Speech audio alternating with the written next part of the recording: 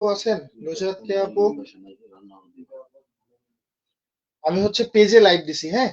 একটু কষ্ট করে মহেশ্বর, একটু ওই লাইভটা আমাদের যে পেইড বেসটা আছে ফার্স্ট ইয়ারের পেজে দেওয়া আছে, পেজ থেকে একটু লিংকটা শেয়ার করে দেন। আর আপনি একটু হচ্ছে ওই লিংকটা সবার সাথে শেয়ার করেন আজকে, সব গ্রুপে। কারণ হচ্ছে যে আজকের ক্লাসটা সবার জন্য ফ্রি। হ্যাঁ, তো যে কথাটা বলতেছিলাম, আমাদের কোর্স হচ্ছে 6টা, মেজর কোর্স 4টা, নন মেজর কোর্স 2টা। তো এখন মেজর কোর্স 4টা হচ্ছে reading skill, writing skill, poetry, prose. আর নন মেজর গুলো তো বললাম, রাজনৈতিক তত্ত্বের পরিচিতি, সমাজবিজ্ঞান পরিচিতি, সমাজবিজ্ঞান, সমাজকর্ম পরিচিতি, এই 3টা থেকে একটা পড়তে হবে। আর স্বাধীন বাংলাদেশের অভ্যুদয়ের ইতিহাস একটা। তো কেন নন মেজর আমরা পড়বো, এটা হচ্ছে একটা ফ্যাক্ট। আমি যে কথাটা বলতেছিলাম, আমাদের ফার্স্ট ক্লাস পেতে হলে আমাদের পয়েন্ট দরকার হয় 18। কিভাবে 18? এই যে হচ্ছে যেমন এ প্লাস যদি পাই তাহলে সেটা হচ্ছে 4 পয়েন্ট, 4 পয়েন্ট সিজিপিএ 4-এ। তো এইভাবে হচ্ছে আমাদের 18 দরকার 6টা সাবজেক্ট মিলে। এটা কি জানি আমরা? বলেন, জানি?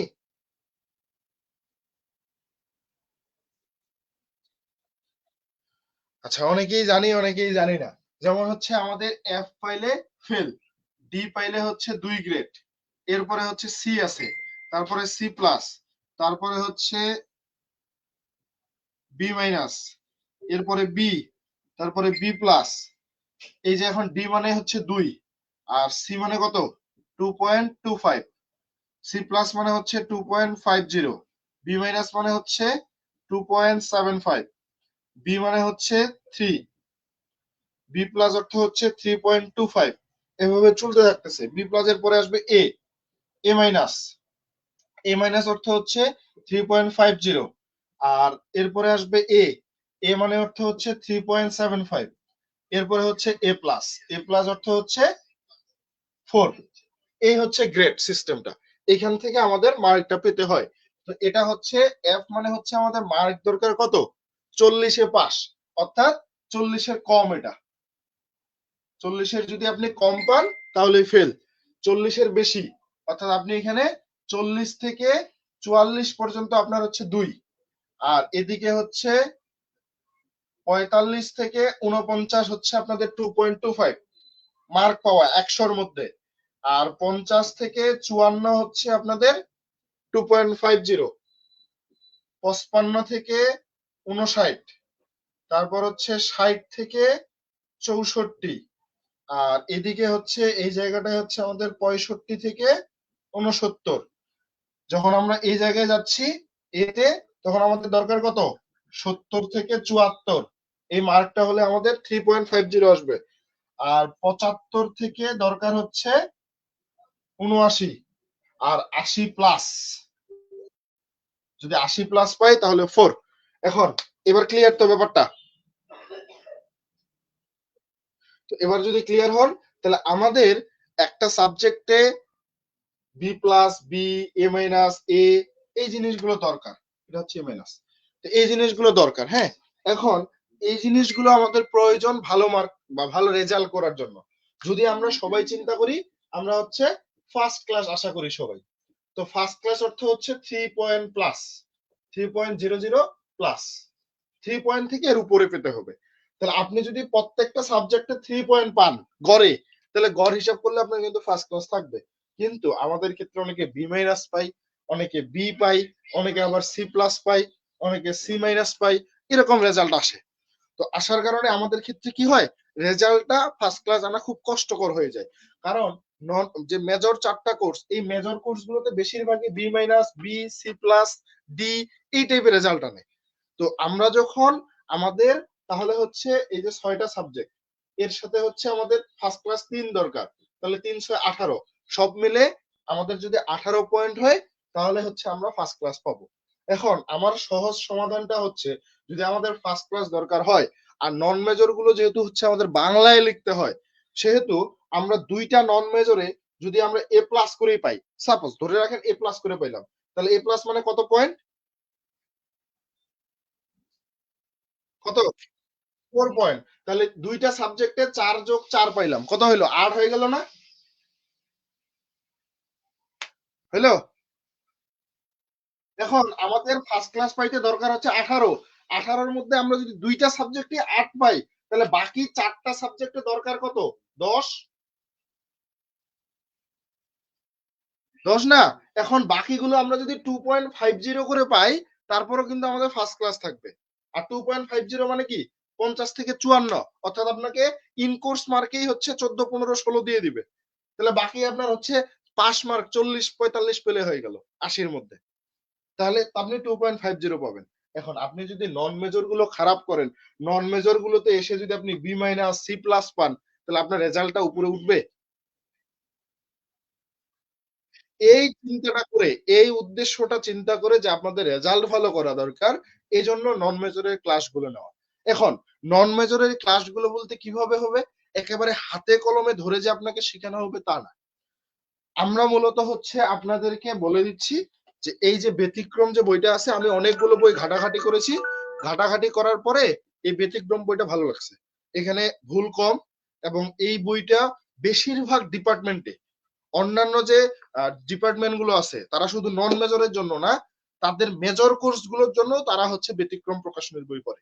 এই জন্য বলবো এইখানে কোনো হচ্ছে ওই যে কি বলে স্পন্সরশিপ বা এমন কোনো কিছু না। আমি কয়েকটা বই হাতে নিয়ে দেখে শুনে এই বইটা সিলেক্ট করছি।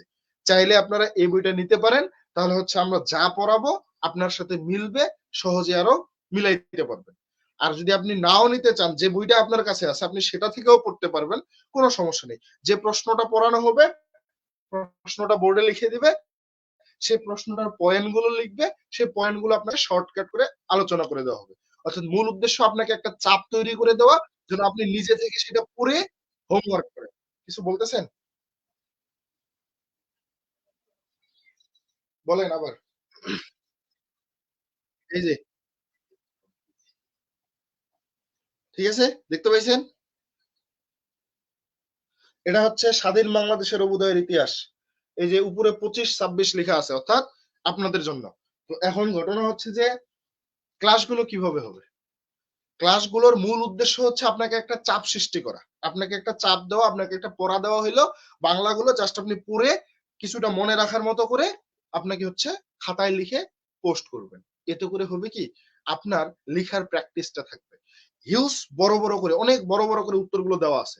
যদি এইভাবে লিখতে পারেন তাহলে অবশ্যই রেজাল্ট এ প্লাসই আসবে। অহরহ এ প্লাস পাই এই সাবজেক্ট গুলোকে। আমরা যেগুলো চিন্তা করতে পারি না, অন্যান্য ডিপার্টমেন্টের স্টুডেন্ট গুলো এগুলোতে এ প্লাস মানে হর হামাশাই পেয়ে যায়, না আমরা চিন্তা করতে পারি না। কেন? কারণ আমরা এগুলোতে সময় দেই না। সেই দিন এবার বদলে যাবে, সময় এবার সময় দেওয়ার। ঠিক আছে? তো এখন কাজটা হচ্ছে আপনাদের কি কাজ, যেভাবেই পড়া হোক না কেন একটু টাচ দেওয়া, আপনাদের হচ্ছে চাপ দেওয়া। আমরা পড়াইলাম, হ্যাঁ এই জিনিসটা আপনারা পড়বেন, আপনাদের পরের দিনের কাজ হচ্ছে যেভাবে হোক সেটা কমপ্লিট করা। ওকে? এবং পড়বেন, খাতায় লিখবেন। আলসেমি করলেন তো ধরা খাবেন। ব্যতিক্রম প্রকাশনী, ইজি পাবলিকেশন না? না, ব্যতিক্রম পাবলিকেশন। ব্যতিক্রম পাবলিকেশন, ব্যতিক্রম নাম বললেই দিয়ে দিবে। ব্যতিক্রমে মানুষজন পাগল থাকে সবাই। ঠিক আছে? জি।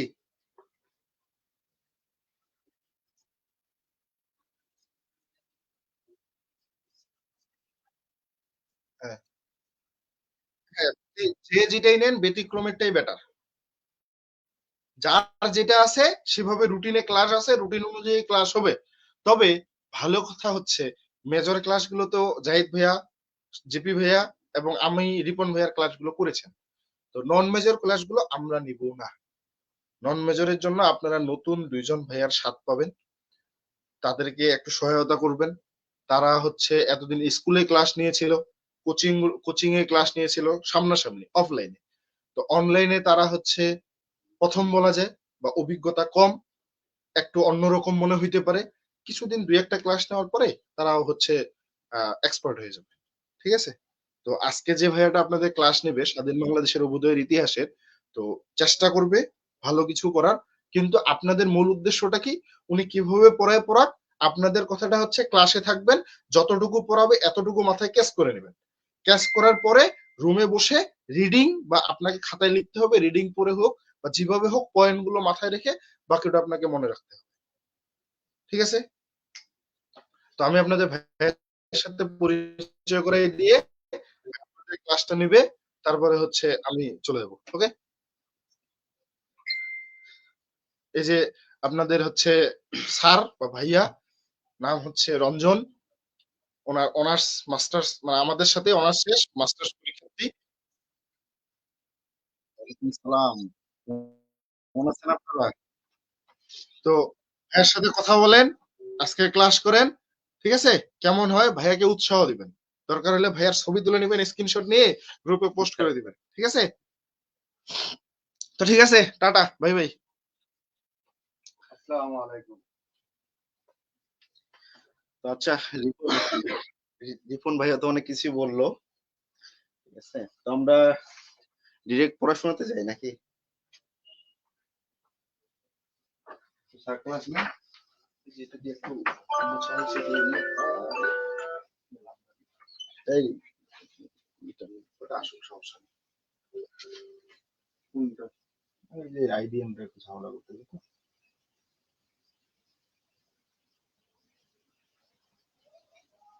আসল সমস্যা নেই। আচ্ছা, লাইভে যারা আছেন একটু কমেন্ট করে জানাবেন কথাগুলো ক্লিয়ার শুনতে পাচ্ছেন কিনা, ঠিক আছে? লাইভে কেউ কমেন্ট করতেছেন না, আপনারা চাইলে আপনাদের বন্ধুদের মেনশন করতে পারেন। শুধু ইংলিশ ডিপার্টমেন্টে যে আমাদের হচ্ছে নন মেজর আছে তা তো না, অন্যান্য ডিপার্টমেন্টের আপনাদের ফ্রেন্ডরা আছে, তাদেরও নন মেজর আছে, এগুলো তাদেরও কাজে লাগবে। তো তাদেরকেও মেনশন করতে পারেন এই ক্লাসগুলো করার জন্য। বেশিরভাগ ক্লাসগুলোই আমরা নন মেজর গুলো ফ্রি করে দিব, এই জন্য হচ্ছে তারাও ক্লাসগুলো করতে পারবে। ওকে, জি স্যার, কন্টিনিউ।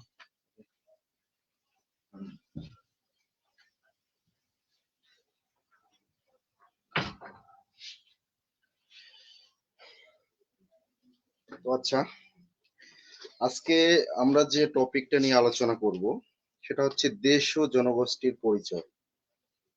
একটু আওয়াজ দিয়েন মাঝে মধ্যে, ঠিক আছে? আসলে এই অধ্যায়টা থেকে যে আমাদের যে সব প্রশ্নগুলো পড়তে হবে তেমনটা না, আমরা শুধু জাস্ট যেগুলো ইম্পর্টেন্ট সেই প্রশ্নগুলা নিয়ে আলোচনা করব এখানে। আপনারা যে ইয়া কি জানি বলবো, ব্রিফ যে প্রশ্নগুলো আছে সেগুলো আপনারা মুখস্থ করে নিতে পারবেন, ঠিক আছে? এগুলা বোঝা দেওয়ার আর কোনো কিছুই নাই বা পড়াশোনার কোনো কিছু নাই। আমরা ডিরেক্ট শর্ট প্রশ্নে চলে যাব আর কি। শর্ট প্রশ্নের মধ্যে যেটা ইম্পর্টেন্ট বা যেই প্রশ্নগুলো আমাদের সাল মানে বিগত সালগুলোতে আসছে সেই প্রশ্নগুলো নিয়ে আমরা আলোচনা করব। তো এখন আমরা যে প্রশ্নটা নিয়ে আলোচনা করবো সেটা হচ্ছে বাংলাদেশের ভৌগোলিক অবস্থান বর্ণনা অথবা প্রাচীন বাংলার ভৌগোলিক অবস্থান সম্পর্কে আলোচনা। প্রশ্ন আমি লিখে দিচ্ছি।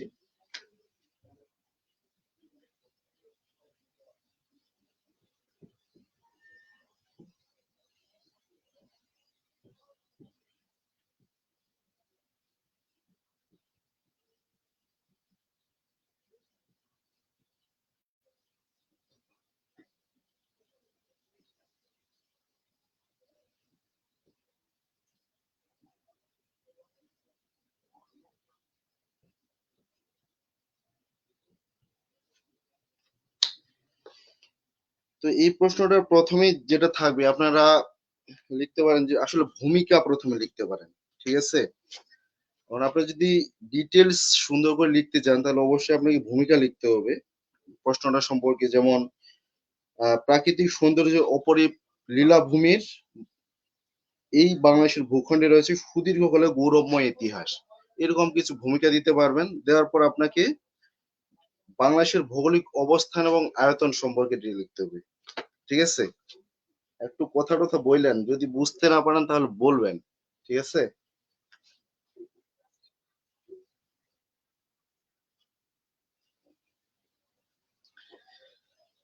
এখন আমাদের যেটা আসবে প্রথমে যে পয়েন্ট গুলো সম্পর্কে আমরা আলোচনা করব সেটা হচ্ছে বাংলাদেশের ভৌগোলিক অবস্থান। এক নম্বরে যেটা থাকবে, এটার উত্তরে যেটা থাকবে বাংলাদেশের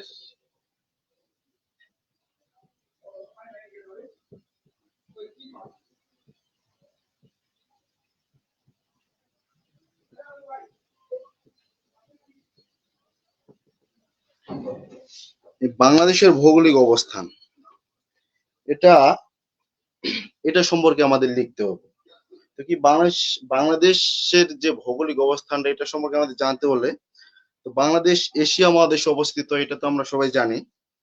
তো এটি বাংলাদেশের মধ্যভাগ দিয়ে অতিক্রম করেছে কর্কট ক্রান্তি রেখা, ঠিক আছে।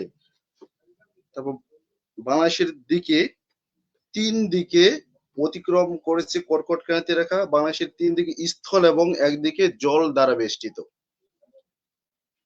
এর উত্তরে পশ্চিমবঙ্গ, মেঘালয় ও আসাম এবং ভারতের আসাম, ত্রিপুরা রাজ্য ও মিজোরাম, এবং দক্ষিণে বঙ্গোপসাগর এবং পশ্চিমে পশ্চিমবঙ্গ অবস্থিত।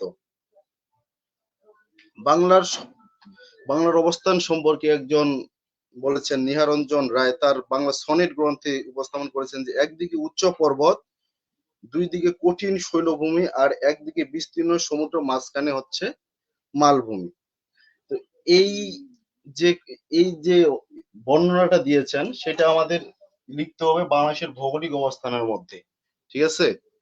এটা আপনারা যদি বইয়ে পড়েন তাহলে অবশ্যই বুঝতে পারবেন, আমরা জাস্ট আলোচনা করতে পারি। তারপর এটা গেল 1 নাম্বার। 2 নাম্বার হচ্ছে বাংলাদেশের আয়তন। আমরা জাস্ট পয়েন্ট গুলো আলোচনা করব।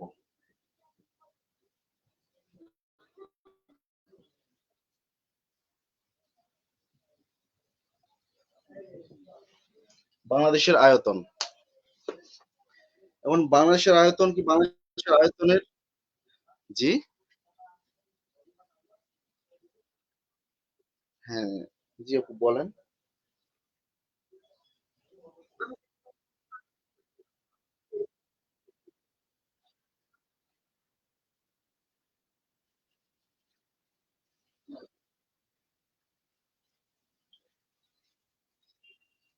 হ্যাঁ, যেহেতু এখানে প্রশ্নটা করছে বর্তমান বাংলাদেশের ভৌগোলিক অবস্থান সম্পর্কে, বর্তমান লিখেনি প্রশ্নে শুধু বাংলাদেশের ভৌগোলিক অবস্থান বর্ণনা করো, ঠিক আছে। সুতরাং আমাদের বাংলাদেশের ভৌগোলিক অবস্থানটা লিখতে হবে। বাংলাদেশ জন্মের আগের যে ভৌগোলিক অবস্থান আর এখনকার বাংলাদেশের ভৌগোলিক অবস্থানটা তো পুরোটাই ভিন্ন। প্রশ্নে আমাদের যেহেতু বলছে বাংলাদেশের ভৌগোলিক অবস্থান, সুতরাং এটাই লিখতে হবে, বাংলাদেশেরটাই। তারপর বাংলাদেশের ভৌগোলিক অবস্থানের পর আসবে বাংলাদেশের আয়তন। তো বাংলাদেশের আয়তনের মধ্যে নদ নদী প্রায় হচ্ছে 9,380 বর্গ কিলোমিটার। তারপর বনাঞ্চলের আয়তন হচ্ছে 22,584 বর্গ কিলোমিটার। এবং বাংলাদেশের রাজনৈতিক রাজনৈতিক সমুদ্র সীমা হচ্ছে 12 নটিক্যাল মাইল, অর্থনৈতিক সমুদ্র সীমা হচ্ছে 200 নটিক্যাল মাইল, এবং আয়তনের দিক থেকে বাংলাদেশের অবস্থান হচ্ছে 95তম। আর বাংলাদেশের যে মোট যে আয়তন 1,47,570 বর্গ কিলোমিটার, এটা তো আমরা সবাই জানি। তো এই বাংলাদেশের আয়তন বর্ণনা করার পর তারপরে আরেকটা পয়েন্টে চলে যাইতে হবে। নেক্সট যে পয়েন্টটা, সেটা হচ্ছে বাংলাদেশের সীমারেখা। জি আপু বলেন।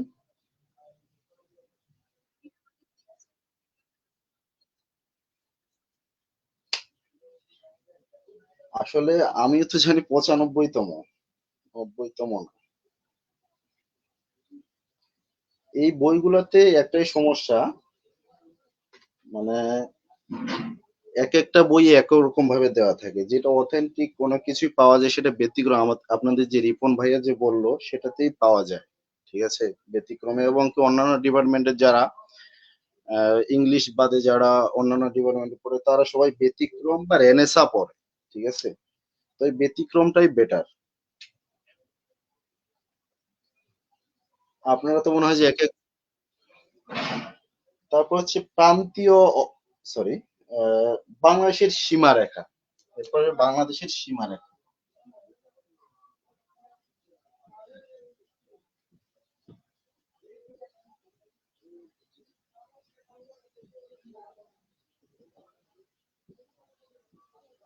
এরপর আসলো বাংলাদেশের সীমারেখা। তো বাংলাদেশের সীমারেখা, বাংলাদেশের সর্বমোট যে সীমানা আছে সেটা হচ্ছে 5,138 কিলোমিটার।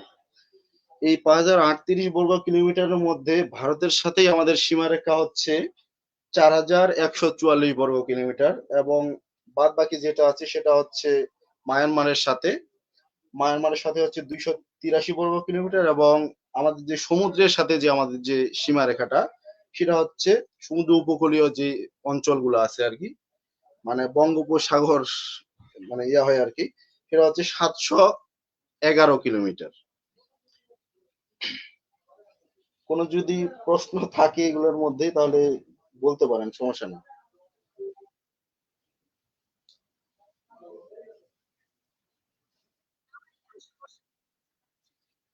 থিওরি আসলে এগুলা তো মুখস্থ করার বিষয় আছে, কিছু কিছু যে পয়েন্ট গুলো সেগুলো আপনাদের এই যে পয়েন্ট গুলো এগুলো মুখস্থ রাখতে হবে।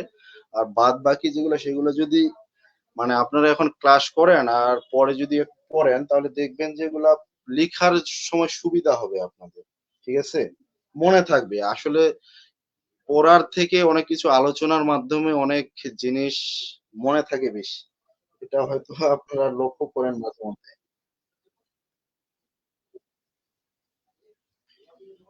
তারপর হচ্ছে প্রান্তীয় অবস্থান। এরপর 4 নম্বরে যেটা আসবে প্রান্তীয় অবস্থান।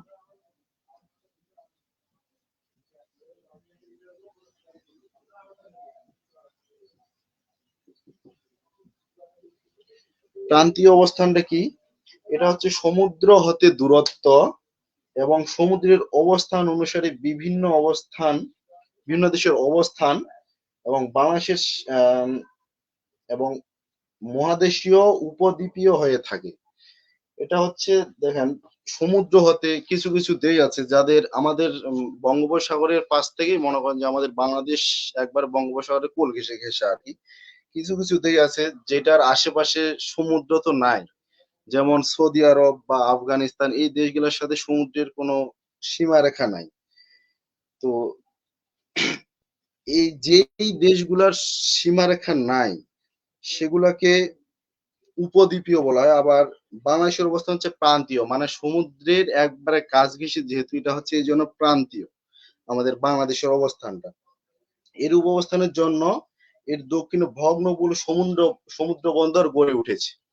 যেহেতু আমাদের পার্বত্য চট্টগ্রামের যে এলাকাগুলো এবং পটুয়াখালী, বরিশাল এগুলোতে দেখবেন যে সমুদ্রের একবারে কাছে, এই জন্য এগুলা বিভিন্ন বন্দর গড়ে উঠেছে। এবং এ কারণে বিশ্বের বিভিন্ন দেশের সাথে বাংলাদেশের জলপথে যে অর্থনৈতিক যে সুযোগ সুবিধাগুলো এগুলো বাংলাদেশ খুব সহজেই করতে পারে অন্যান্য দেশের থেকে। যেমন সৌদি আরবে যদি কোনো জিনিস বা মাল মানে ইয়া করা হয়, তাহলে ট্রান্সপোর্ট করা হয়, তাহলে সেগুলো দেখবেন যে বিমানের মাধ্যমে, উড়োজাহাজের মাধ্যমে নিয়ে যেতে হবে এখন। আর এটাতে খরচ হয় বেশি।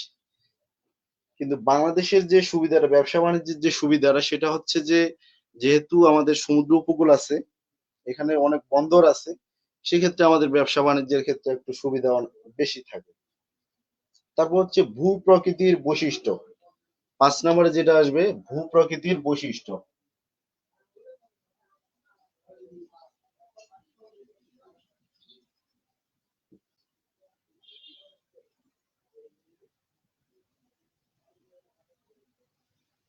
ভূ প্রকৃতির বৈশিষ্ট্য,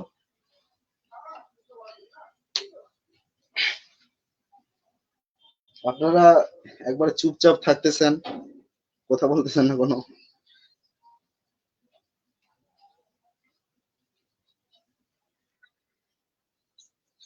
আসলে কথা না বললে তো ক্লাস করার যে একটা ইয়ে সেটা তো মানে থাকবে না, কথা না বললে, বুঝেন নাই? কথা বলতে হবে একটু মাঝে মধ্যে। দেখেন এখন আমরা কি ভূ প্রকৃতির বৈশিষ্ট্য। তো বিশ্বের যতগুলো বদ্বীপ রয়েছে এর মধ্যে অন্যতম হচ্ছে বাংলাদেশ, ঠিক আছে। বাংলাদেশ পৃথিবীর বৃহত্তম বদ্বীপ বাংলাদেশ, এটা তো আমরা সবাই জানি নাকি।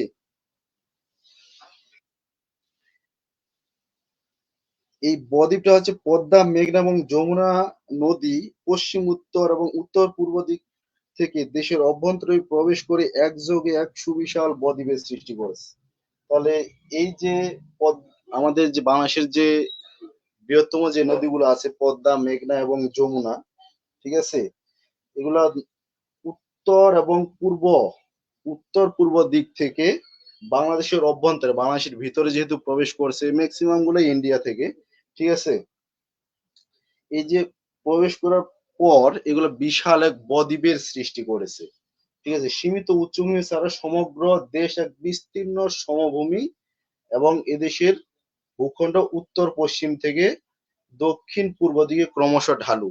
আমাদের যে, আমরা তো উত্তরবঙ্গের মানুষ, মানে আমাদের ঠাকুরগাঁও বা পঞ্চগড় এদিকের থেকে দেখবেন যে দক্ষিণাঞ্চলের এলাকাগুলা অনেক ঢালু হয়ে থাকে, তাই নদীগুলা দেখবেন যে সবগুলাই ওই দক্ষিণ দিকেই চলে গেছে, এই কথাটাই বলছে আর কি এখানে।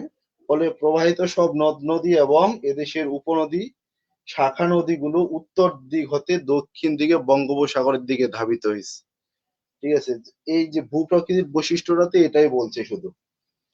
তারপর হচ্ছে জনসংখ্যা, 6 নম্বরে যেটা আসবে জনসংখ্যা।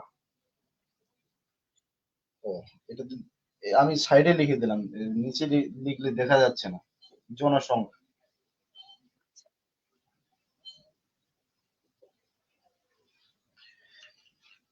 জনসংখ্যাটা 2000, আমাদের লাস্ট যে গণশুমারিটা হয়েছে বা আদমশুমারিটা, সেটা হচ্ছে 2022 সালে, এই বইয়ে যেটা দেওয়া আছে আর কি। 2022 সালের আহ, আদমশুমারি অনুযায়ী বাংলাদেশের মোট জনসংখ্যা হচ্ছে 5,000, 16,51,58,616 জন। এটা কম বেশ হতে পারে, সমস্যা নাই। তার এর মধ্যে মুসলিম জনগোষ্ঠী হচ্ছে 91%, হিন্দু জনগোষ্ঠী হচ্ছে 8%, এবং বৌদ্ধ 0.61%, এবং খ্রিস্টান জনগোষ্ঠী হচ্ছে 0.30%।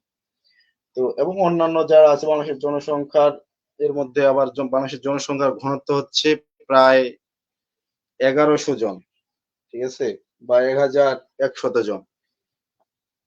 আবার বাংলাদেশের জনসংখ্যার বৃদ্ধির হার হচ্ছে 1.37%। এটা হচ্ছে জনসংখ্যা যে পয়েন্টটা আছে সেটাতে আপনারা লিখে দিতে পারেন। এরপর আসবে উপসংহার। উপসংহারে আপনারা এই যে প্রশ্নটা, যে যে বিষয়ের উপর প্রশ্ন করছে সেটা যেমন পৃথিবীর মানচিত্র, আহ, পৃথিবীর মানচিত্রে ছোট একটি স্থান দখল করে আছে বাংলাদেশ, ঠিক আছে। এদেশের ভৌগোলিক অবস্থান আর ভূপ্রকৃতি রয়েছে তার নিজস্ব স্বকীয় সত্তা, যা সুদীর্ঘকাল ধরে ভূখণ্ডে বিভিন্ন জনগোষ্ঠী শান্তিপূর্ণভাবে জীবনযাপন করে আসে। এই যে উপসংহারটা যদি দেন, প্রথমে আপনাকে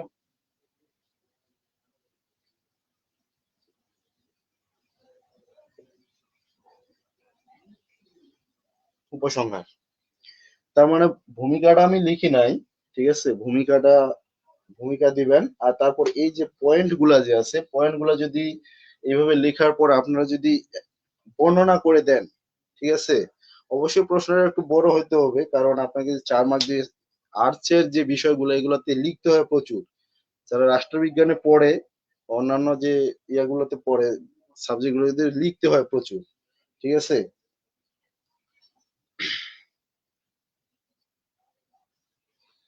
তো এই প্রশ্নে যদি কোনো কারো সমস্যা থাকে বলতে পারেন।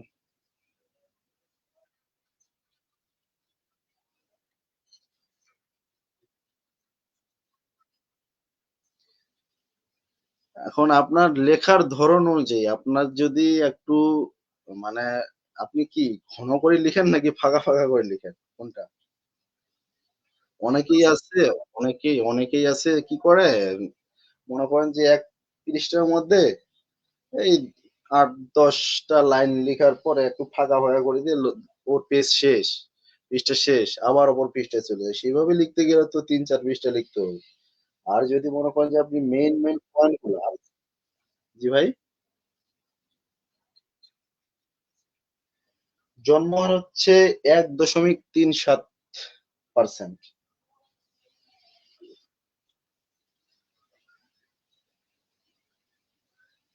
অবশ্যই সর্বনিম্ন আপনাকে 2 পৃষ্ঠা তো লিখতেই হবে 4 মার্ক পাওয়ার জন্য।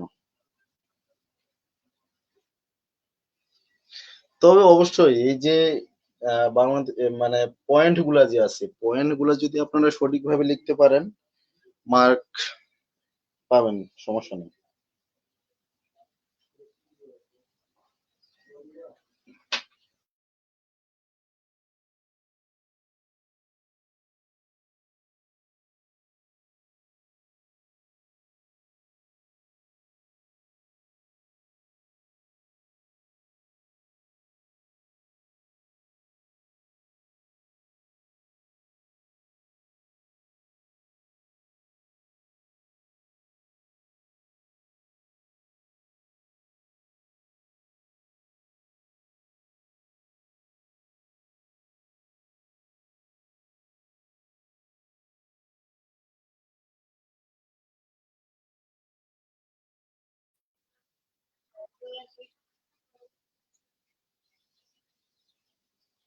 কথা বলে নাম তো দেখতে পাচ্ছি না, দেখি কথা।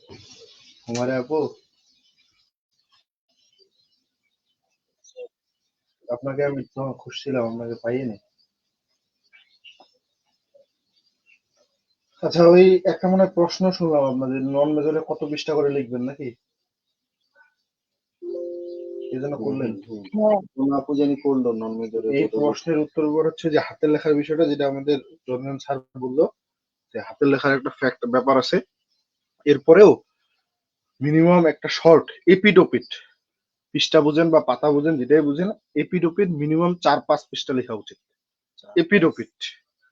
আর একটা ব্রডে মিনিমাম 9-10 পৃষ্ঠা লেখা উচিত। তাহলে তাহলে আপনার রেজাল্ট অবশ্যই ঠিক আছে, ভালো রেজাল্ট হবে। আর আমার এই কথা শুনে অনেকেই হচ্ছে হাস্যকর ভাবে উড়িয়ে দিতে পারে যে এতগুলো কি লেখা যায়, 8-9-10 পৃষ্ঠা একটা শর্টে আবার হচ্ছে এত বড়। তো ব্যাপার হচ্ছে যদি আপনার খাতাটা ওইভাবে কাটা হয়, এখানে একটা পার্থক্য করে তুলবে। আপনি যদি নিজেকে এক্সট্রা ভাবে আলাদা করতে চান, তাহলে ঘটনাটা কি ঘটবে, অন্যরা সবাই তাদের মতো করে 1-1.5-2 পৃষ্ঠা লিখবে, আপনি যখন একটু বেশি লিখবেন একটু হলেও তাদের থেকে 1-2 মার্ক বেশি পাবেন। যেহেতু আমরা সবাই ইংলিশ ডিপার্টমেন্টের খাতাগুলো একসাথেই জমা থাকবে, সবার এক ধাঁচে যদি থাকে তাহলে আপনি মার্কটা কম পাবেন। আমি কি বুঝাইতে পারছি আমার কথাটা? জি জি ভাইয়া ভাইয়া আমি বুঝছি। যেটা আপনাদের সবসময় বলি, সবসময় চিন্তা করবেন নিজেকে ভাইয়া ব্যতিক্রম ভাবে এপিট ওপিট করে পৃষ্ঠা। এপিডোপিট করে মিনিমাম 3-4 পৃষ্ঠা লেখা উচিত একটা শর্ট, আর একটা ব্রড 8 থেকে 10 পৃষ্ঠা এপিডোপিট, ঠিক আছে? আচ্ছা আচ্ছা, কারণ বুঝতে এই যে পারছি। বইয়ের যে উত্তরগুলো আছে, আপনি যদি উত্তর দেন এক একটা পয়েন্ট লিখতে আপনার মিনিমাম 1 পৃষ্ঠা বা হচ্ছে 0.75 চলে যাবে, হবে না? তাহলে একটা প্রশ্নে যদি 9টা হ্যাঁ, পয়েন্ট থাকে, আপনি ধরে রাখেন 9টা পয়েন্টে আপনার উপসংহার ভূমিকা সহ আপনার 8 পৃষ্ঠা চলে যাবে। এখন এত কিছু বা এত বড় করে লেখার জন্য আপনার কি করতে হবে, হাতের লেখার স্পিড রকেটের মতো থাকতে হবে। আর যদি স্পিড রকেটের মতো না থাকে, এত বড় করে লিখতে যান, তাহলে রকেট উপর দিকে না গিয়ে নিচ দিকে পতিত হয়ে ধ্বংস হয়ে যাবে, কারণ লেখা শেষ হবে না। এই দরকার প্রতিনিয়ত প্র্যাকটিস, প্রতিনিয়ত হোমওয়ার্ক। কথা বুঝেছেন? আর হোমওয়ার্কটা করবেন কিভাবে, নিজে নিজে পড়বেন, হ্যাঁ করে ভাইয়া। খাতায় লিখবেন, সেই লেখাটা পোস্ট করবেন। জি অথবা ভাইয়া, আপনি বুঝতে এখন পারছি। পরীক্ষার প্রস্তুতি নিচ্ছেন, যদি ভালো কিছু করতে চান এগুলো আপনাকে করতেই হবে। যেগুলো যদি এগুলো আপনার বিরক্ত লাগে, তাহলে ধরে নেবেন আপনার দ্বারা ভাইয়া ভালো কিছু হবে না। এগুলো বাস্তব সত্য কথা, মেনে নিতে হবে, ঠিক আছে জি ভাইয়া। স্যার? ওকে, আচ্ছা ভাইয়া, ঠিক আছে। তো আচ্ছা, আমরা নেক্সট প্রশ্নে চলে যাই।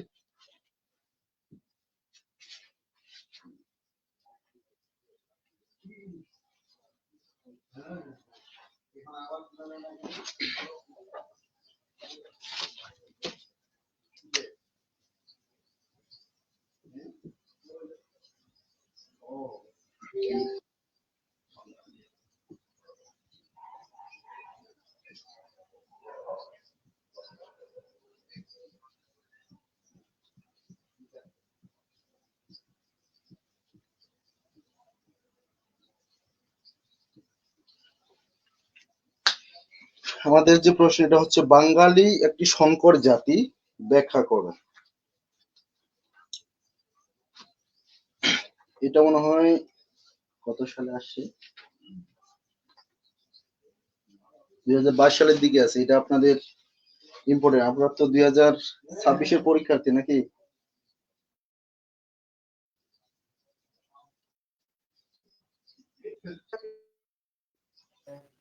না ভাইয়া, 25 সালে 2000। 25। আপনাদের ছিল কত? 23-24। 26 23-24 ভাইয়া। 23-24, তাহলে আপনাদের জন্য এটা ইম্পর্টেন্ট আছে, যেহেতু 22 সালে আসে। এটা দেখবেন যে 24 তো ইম্পর্টেন্ট আছে।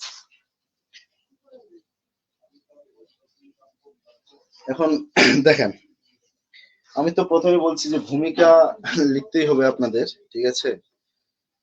বাঙালি একটি সংকর জাতি, এই বিষয়ে একটু আলোচনা করি। ভূমিকাতে বলছে যে বাংলাদেশের আদিবাসীরা প্রধানত বহিরাগত এবং এদেশবাসীর দৈহিক গড়নে নানা নরগোষ্ঠীর প্রভাব বিদ্যমান। সুপ্রাচীন কাল থেকে এই অঞ্চলে বিভিন্ন কারণে বিভিন্ন তাত্ত্বিক জনগোষ্ঠীর আগমন ঘটেছে।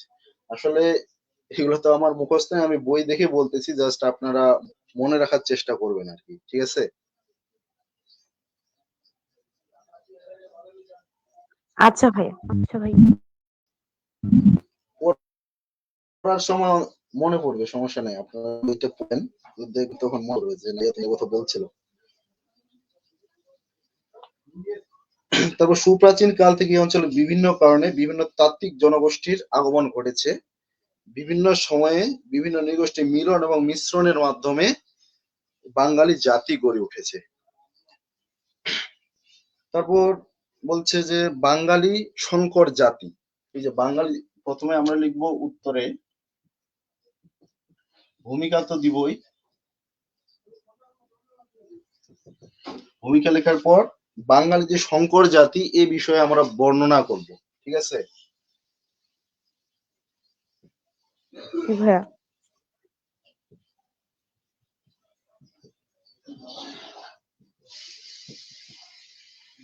বাঙালি সংকর জাতি এই বিষয়ে একটু শুধু লিখবো, যেমন বিভিন্ন জাতির মিলন এবং সমন্বয়ে বাঙালি জাতি গড়ে উঠেছে। এর মূল কাঠামো সৃষ্টির কাল প্রাগৈতিহাসিক যুগ থেকে মুসলিম অধিকারের পূর্ব পর্যন্ত, এটুকু লিখলে যথেষ্ট, ঠিক আছে? তারপর আসতেছে কি আর্য এবং অনার্য। এই বাঙালি জাতিগোষ্ঠীটা মানে জাতিগোষ্ঠীর সাধারণত দুইটা ভাগে বিভক্ত। একটা হচ্ছে আর্য জনগোষ্ঠী, একটা হচ্ছে অনার্য। আপনারা যে বাংলাদেশ বিষয়গুলো বইটা যদি পড়েন তাহলে সেখান থেকে বুঝতে পারবেন। অনার্য যারা, এই অনার্য থেকে সাধারণত আমাদের বাঙালি জাতির উদ্ভব। এখানে দেওয়া আছে যে আর্য এবং অনার্য, আমরা লিখতে পারি, লিখে নাই,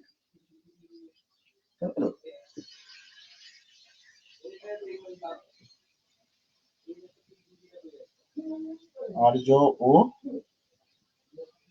অনার্য জনগোষ্ঠী।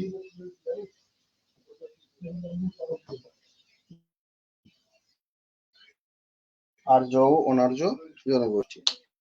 বাঙালি আদি মানব বা পুরুষের দুইটি শ্রেণীতে ভাগ করা হয়েছে। বাঙালির যে আদি, একবারে প্রাচীন কাল থেকে যে যেখানে আমাদের যে আদি যে জনগোষ্ঠীটা, সেটা দুই শ্রেণীতে ভাগ করা হয়েছে। একটা হচ্ছে প্রাগার্য বা অনার্য, আর একটা হচ্ছে আর্য, ঠিক আছে?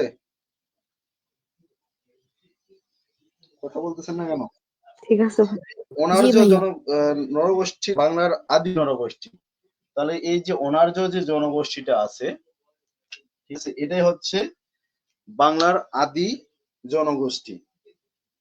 অনার্য নরগোষ্ঠীর উৎপত্তি হয় অস্ট্রিক, দ্রাবিড়, আলপীয়, মঙ্গোলীয় এবং নেগ্রিটো আরো কয়েকটি জাতির মিশ্রণে।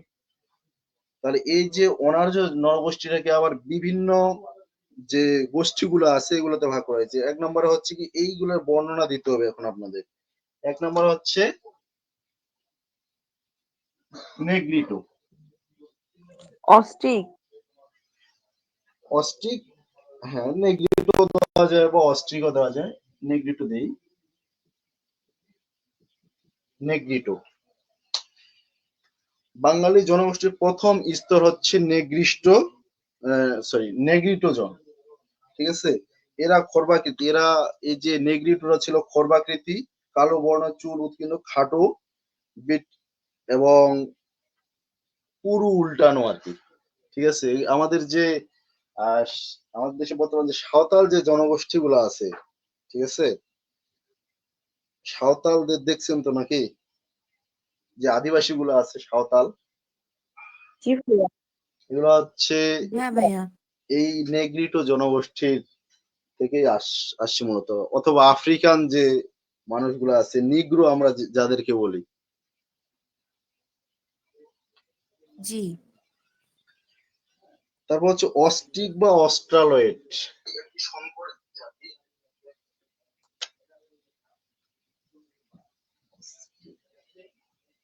অস্ট্রিক, তারপর হচ্ছে কি অস্ট্রিক। অস্ট্রালয়েড। নৃবিজ্ঞানীদের মতে অস্ট্রিক বা অস্ট্রালয়েড গোষ্ঠী থেকে বাঙালি জাতির প্রধান অংশ গড়ে উঠেছে। ঠিক আছে, মানে যে যারা নৃবিজ্ঞানী আছেন তাদের মতে কি বাঙালি জাতি, সরি, অস্ট্রালয়েড জাতি বা অস্ট্রিক জাতি থেকে আমাদের বাঙালির প্রধান যে অংশ সেটা গড়ে উঠেছে। নৃতাত্ত্বিক ভাষায় এর নাম অস্ট্রালয়েড। অস্ট্রিকদের নিষাদও বলা হয়। আবার এই যে অস্ট্রিক যে জনগোষ্ঠীটা আছে এদেরকে নিষাদ জাতীয় বলা হয়। বাঙালি জাতিসত্তার সর্বস্তরে কম বেশি এ এ জাতির কি রক্তের খোঁজ পাওয়া যায়। ঠিক আছে, মুন্ডা, মালপাহাড়ি ইত্যাদি জাতিগোষ্ঠী অস্ট্রালয়েডদের হচ্ছে অন্তর্ভুক্ত। তারপর নেক্সট যে এটা আসবে জনগোষ্ঠীটা, সেটা হচ্ছে আলপাইন।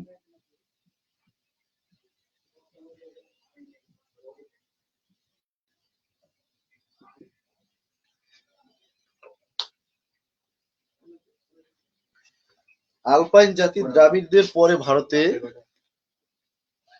সরি, আলপাইন জাতি দ্রাবিড়দের পরে ভারতে প্রবেশ করে। বাঙালি, গুজরাটি, মারাঠি, উড়িষ্যি জাতি পূর্বপুরুষদের অনেকে আলপাইন গোষ্ঠীর লোক ছিল। তাহলে এই যে আলপাইন জাতিগুলা কি দ্রাবিড়দের পরে ভারতে আসে। দ্রাবিড় যে জাতিগোষ্ঠী, আমাদের দ্রাবিড়টা আগে লেখার দরকার ছিল। ঠিক আছে, তারপর বাঙালি, গুজরাটি, মারাঠি, উড়িষ্যি জাতির পূর্বপুরুষদের অনেকে আলপাইন গোষ্ঠীর ছিল। এদের থেকে বাঙালি জাতির বড় একটি অংশ সৃষ্টি হয় বলে ধারণা করা হয়।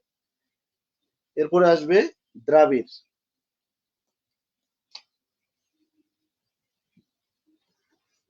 দেখা যাচ্ছে না মনে হয়, আমি সাইডে লিখে দিলাম 4 নম্বরে দ্রাবিড়। হ্যাঁ, সাইডে দেন। দ্রাবিড় দ্রাবিড় দেশে আদি আদিবাসীদের অন্যতম। ঠিক আছে, 5000 বছর পূর্বে বাংলাদেশে দ্রাবিড়রা প্রবেশ করে। এগুলা জাস্ট শর্টকাটে দিয়ে দিবেন, সমস্যা নাই, এগুলা বেশি বর্ণনা নাই এখানে। ঠিক আছে, যেটুকু আপনারা পড়বেন আপনাদের বইয়ে সেটুকু দেওয়ার চেষ্টা করবেন।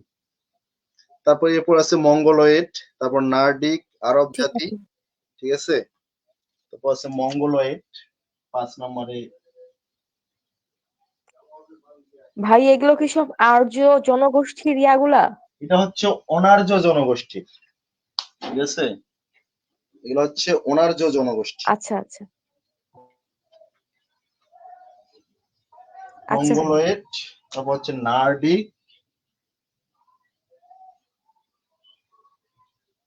তারপর হচ্ছে আরব জাতি,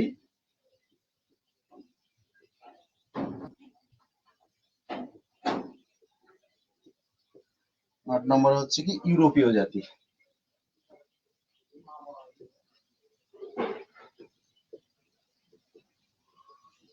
ইউরোপীয় জাতি। এখন মঙ্গলয়েড গুলো মঙ্গলয়েডটা কি?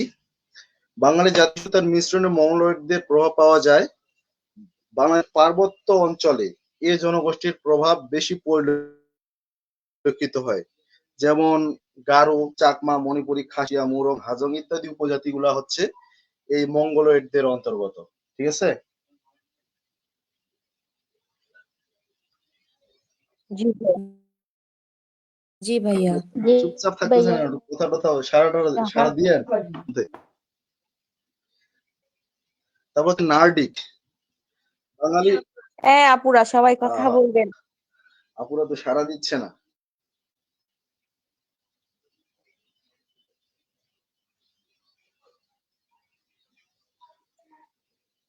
তাহেরি তো মাঝে মধ্যে, তো ওই যে তাহেরি হুজুরের মতো মাঝে মধ্যে সারা দিবেন। আসি রে ভাই, আসি। ঠিক আছে, নার্ডিক, নার্ডিকটা কি বলছে? বাঙালি ভাইয়া। নির্মিশ্রণে অন্য জাতির নাম হচ্ছে নার্ডিক। বাংলা এদের অবস্থান পাওয়া যায়। এটা একবারে সংক্ষিপ্ত হয়ে দিছে। তারপর হচ্ছে আরব জাতি। আরব জাতিটা কি?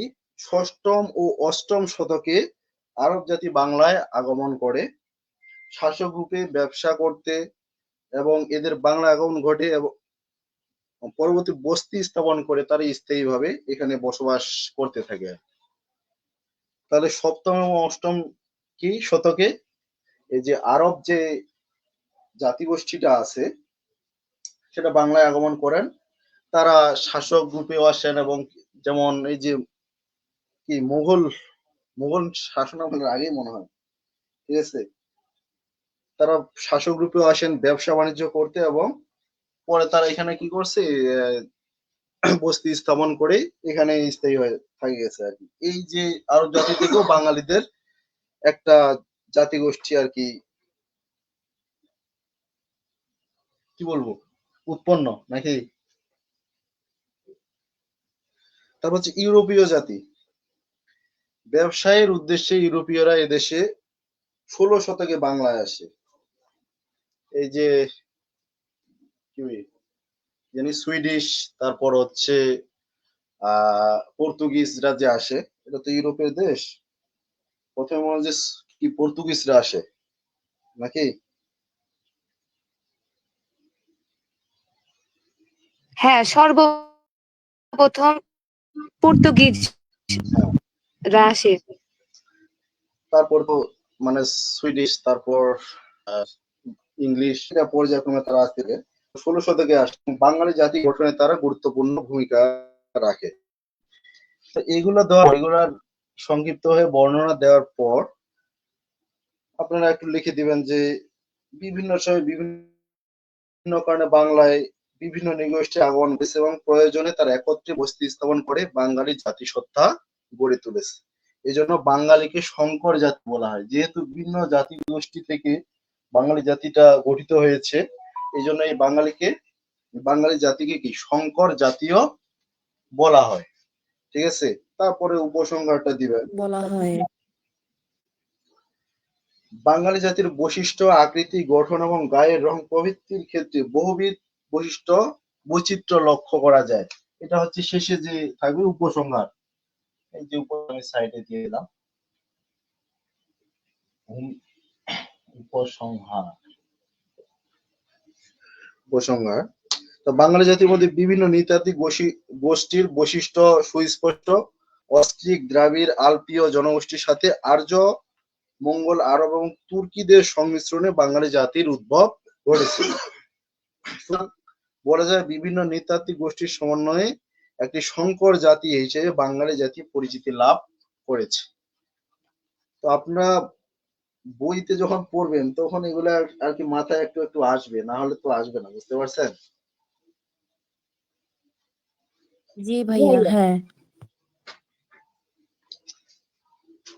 তো এই প্রশ্নে কারো যদি কোনো সমস্যা থাকে তাহলে বলতে পারেন।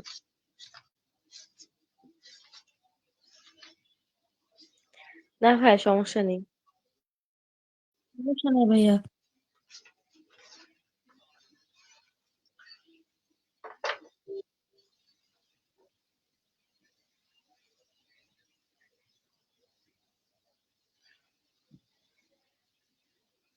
আরেকটা কথা হচ্ছে যে আমাদের যে যে অধ্যায়, ঠিক আছে, এই অধ্যায় থেকে আমাদের শর্ট প্রশ্ন 3টা পড়লেই এনাফ। দেশ ও জনগোষ্ঠীর পরিচয় থেকে আমরা যদি 3টা শর্ট প্রশ্ন পড়ি তাহলেই সম্ভবত কমন পাওয়ার কথা, যদি আসে আর কি পরীক্ষায়, ঠিক আছে। যদি পরীক্ষা দেয় তাহলে এই 3টা প্রশ্নের মধ্যেই দেওয়া আচ্ছা। যাবে। তারপর লাস্ট যে প্রশ্নটা সেটা হচ্ছে বাঙালি সংস্কৃতির সমন্বয়বাদিতা কিভাবে ঘটে। বাঙালি সংস্কৃতির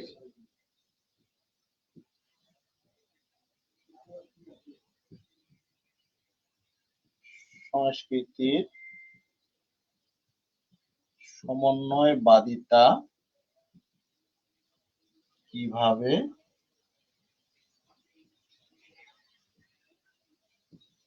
ঘটে বর্ণনা করো।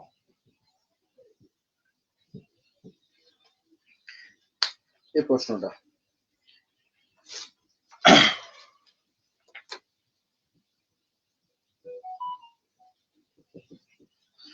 ভূমিকাতে বলছে বাঙালি মনের কেন্দ্রে আছে ধর্ম। সরি, এটা না, বাংলা সংস্কৃতি থেকে অনেক প্রাচীন।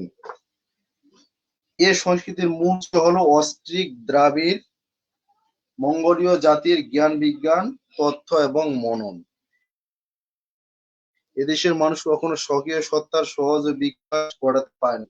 এই যে বাঙালি যে জাতি আছে তারা কখনো তার আহ, নিজের যে সত্তা এটা সহজ এবং সে বিকাশ ঘটে পারে নাই। তা সত্ত্বেও বলা হয় বাঙালি জাতির নিজস্বতা রয়েছে।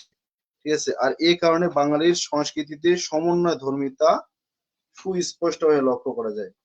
আপনারা সবাই এই যে ব্যতিক্রম বইটা যদি নেন তাহলে আপনাদের সুবিধা হবে, আমার পড়াইতেও সুবিধা হবে, বুঝতে পারছেন? যারা ঠিক আছে ভাইয়া। আমি বুঝতেই পারছি না। জি ভাইয়া। লেকচার নাকি গাইড, জি ভাইয়া, নেক্সট দিন নিয়ে আসবো। এটা এটা থেকে মনে হয় না যে প্রোগ্রাম আপনারা থেকে এখানে বুঝতে পারেন। জি ভাইয়া, আমি হইতেছে যখন থেকে পড়াচ্ছেন করতেছি, মিলাচ্ছি তো কোনো কিছুই মিল নাই, হালকা পাতলা মিল আছে শুধু। হালকা অনেক পাতলা অনেক মিলছে। মিল নাই। এখন এই যে আর ব্যতিক্রম বইটা থেকে যদি পড়েন আপনারা তাহলে দেখবেন যে পড়ার সময় এগুলা মাথায় আসবে একটু একটু, ঠিক আছে? আচ্ছা ঠিক আছে। জি ভাইয়া, যেমন হচ্ছে আপনি এখন পড়াচ্ছেন যে বাঙালি সংস্কৃতির সমানুপাতিক কিভাবে ঘটে, আর হচ্ছে এখানে বুঝলাম পাইলাম না আছে হচ্ছে আপনার সংস্কৃতির সমন্বয়বাদিতা বলতে কি বুঝো, হ্যাঁ, বা এটা সংস্কৃতির তিনটে প্রশ্ন আছে সমন্বয়বাদিতা কাকে এখানে। বলে? এখানে সংস্কৃতির সমন্বয়িতা কিভাবে ঘটে আপু এটাই। বা সমন্বয়িতা কাকে বলে, সংস্কৃতির সমন্বয়বাদিতা কি, কিন্তু এই একটা প্রশ্নই তিন ভাবে দেওয়া আছে, বুঝতে পারছেন? ও আচ্ছা, আচ্ছা তারপর ওইখানে হচ্ছে এই দুইটা দেওয়া আছে না, আর লেকচার বলে হচ্ছে আপনার প্রশ্নটা এখানে দেওয়া নাই, আর ওইখানে আপনার যে বইটা ওইখানে আবার এই দুইটাও দেওয়া আছে, হ্যাঁ, ব্যতিক্রম এটা তার জন্য সুবিধা যে বুঝতে তিন পারতেছিলাম হ্যাঁ না। চারটা হ্যাঁ প্রশ্ন এরা করে দিছে, ঠিক আছে? অথবা দিয়ে তিন চারটা প্রশ্ন করে দিছে একটা প্রশ্ন। তারপর দেখেন, আচ্ছা ভাইয়া, এইখানে এই প্রশ্নের জন্য হুম, ব্যতিক্রম কি বলেন? আর আর হচ্ছে আরো কি কোন বললাম, প্রশ্নটা? এই যে প্রশ্নটা কেবল করাচ্ছেন ও সংস্কৃতির সমন্বয়বাদিতা, হ্যাঁ, এখানে আছে সংস্কৃতির ভূমিকা আছে, সমন্বয়বাদিতা বলতে কি বুঝো? এইটাতে এটা এখানে আছে ভূমিকা আছে, সংস্কৃতি আছে। উপসংহার, আর একটা হচ্ছে এই যে সরি, দেখেন মানে শুনেন আর কি।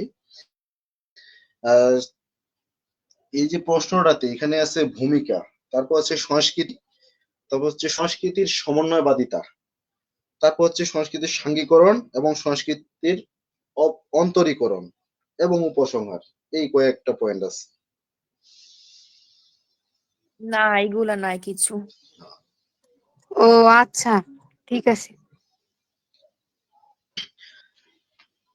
তাহলে ভূমিকা আর তো হচ্ছে আপনার লেকচারে শুধু ভূমিকা দিয়ে, তারপর হচ্ছে সংস্কৃতির সমন্বয়বাদিতা, তারপর উপসংহার, মানে এই আ- তিনটাই শুধু আছে, হ্যাঁ পয়েন্ট গুলা আর কিছুই হ্যাঁ, নেই। আচ্ছা, এই গ্রুপের এই আর্টসের যে সাবজেক্ট গুলা বা আচ্ছা কোনো আপুরা কি এই ব্যতিক্রম কি এই যে আর্নিয়া ইয়ানা নাকি, উনি কি আছেন? উনি যে পেজ কত ভাইয়া, উনি মনে হয় যে ব্যতিক্রম নিছে নাকি।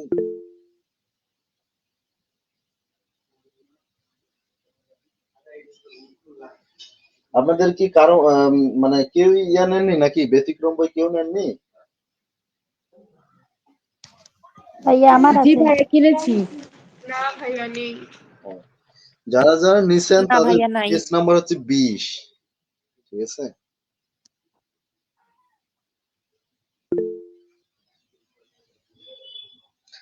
এখন দেখেন সংস্কৃতি, এরপর ভূমিকার পর আসবে সংস্কৃতি।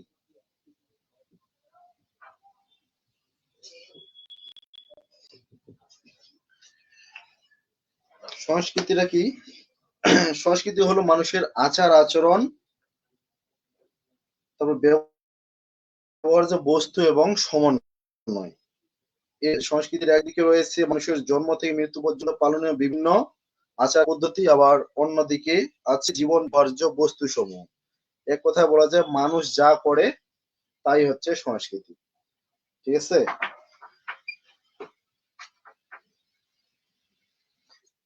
এরপর জি হচ্ছে ভাইয়া। সংস্কৃতির সমন্বয়বাদিতা। 3 নম্বর যে পয়েন্টটা আসবে, সংস্কৃতির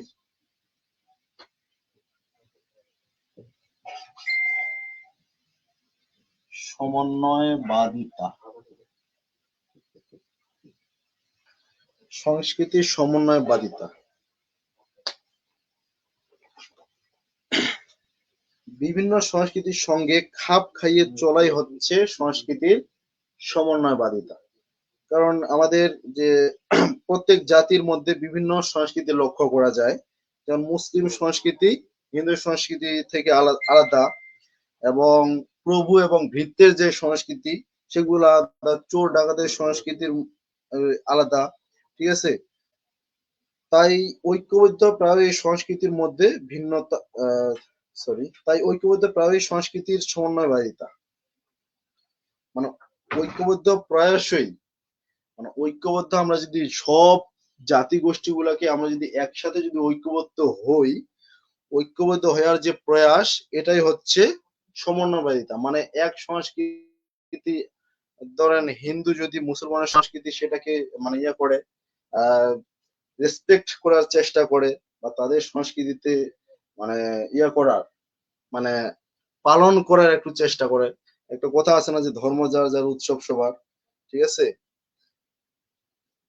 এগুলো যদি একটু প্রয়াস করে ঐক্যবদ্ধ হওয়ার বিভিন্ন সংস্কৃতিতে, এটাই হচ্ছে তাদের সমন্বয়বাদিতা। তারপর এই সমন্বয়বাদিতাকে আবার দুইটি ভাগে ভাগ করা হয়েছে। ঠিক আছে, একটা হচ্ছে সংস্কৃতির সাঙ্গীকরণ। তাহলে প্রথমটা হচ্ছে কি, সংস্কৃতির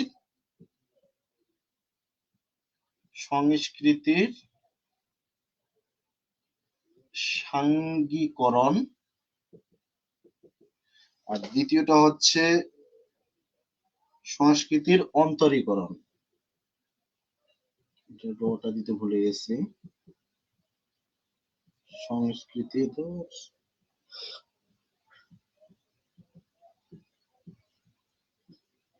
অন্তরীকরণ।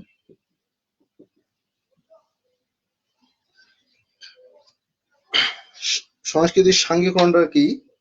যখন একটি জাতি অন্য একটি জাতির সংস্পর্শে আসার পর আগত জাতির সাংস্কৃতিক উপাদান গ্রহণ করে, মানে যখন একটা জাতি আরেকটা জাতির সংস্পর্শে আসে বা কাছে আসে, ঠিক আছে, আসার পর আগত জাতির সাংস্কৃতিক উপাদান গ্রহণ করে নিজেদের সংস্কৃতি রূপান্তর ঘটায়, তখন এটাই হচ্ছে সংস্কৃতির সঙ্গীকরণ।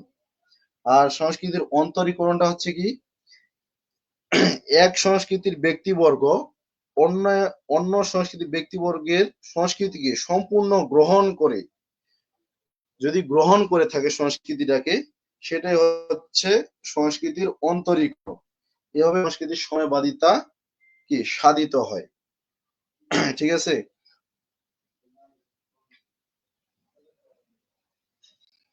জি ভাইয়া।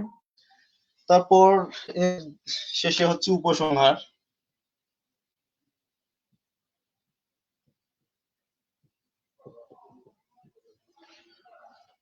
উপসংহার কি, বাঙালির সংস্কৃতিতে আছে সমন্বয়বাদিতার প্রভাব অতিমাত্রায় লক্ষ্য করা যায়।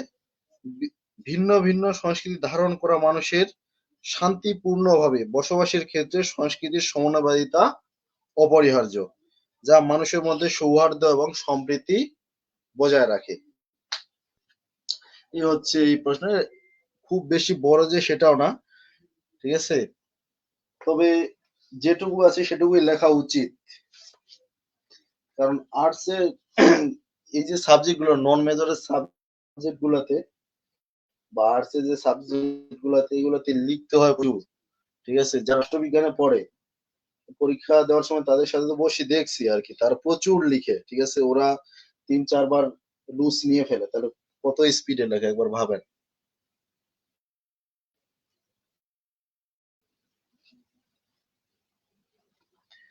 হ্যাঁ ভাইয়া। আপনারা তো এখনো পরীক্ষা দেননি নাকি?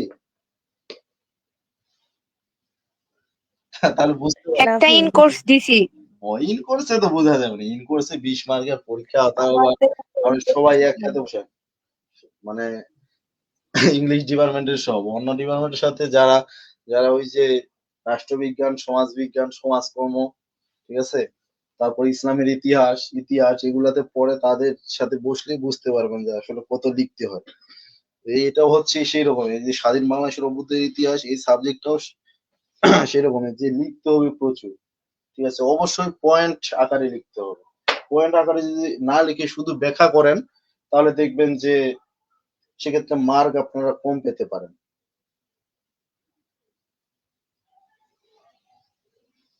হ্যাঁ, বুঝতে পারছি।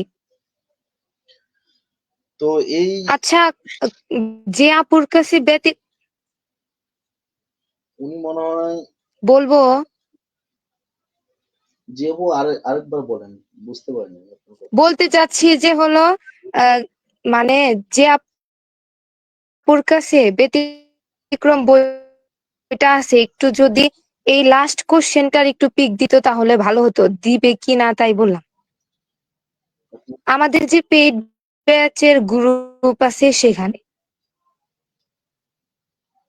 হ্যাঁ আপু উনি দিয়েছে, এটা হচ্ছে অনেক আগেই আমাদের যে পেজে যে গ্রুপটা আছে মেসেঞ্জার, ওখানে দিয়ে দিচ্ছে, সমস্যা নেই। ও আচ্ছা, ঠিক আছে। আচ্ছা, যাদের কাছে ব্যতিক্রম বইটা আছে, যে আপুদের কাছে অথবা ভাইয়াদের কাছে এই ব্যতিক্রম বইটা আছে, আজকে যে প্রশ্ন, সংক্ষিপ্ত যে প্রশ্নগুলা পড়ানো হইলো, ঠিক আছে, যে তিনটা প্রশ্ন পড়ানো, এই তিনটা আপনারা ছবি তুলে পোস্ট করে দিয়ে, কি কোথায় পোস্ট করবেন, মেইন গ্রুপে পোস্ট করে দিয়ে, ঠিক আছে, এবং কি, হ্যাঁ,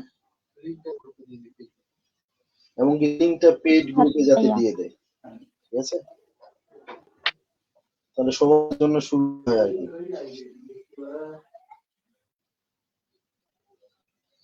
এবারে দেখেন, রচনামূলক যে প্রশ্নগুলো, ব্রড যে প্রশ্নগুলো, সেগুলা এখান থেকে আমরা এই তিনটা ব্রড প্রশ্ন পড়বো, তিনটাই ইম্পর্টেন্ট আছে অনেক।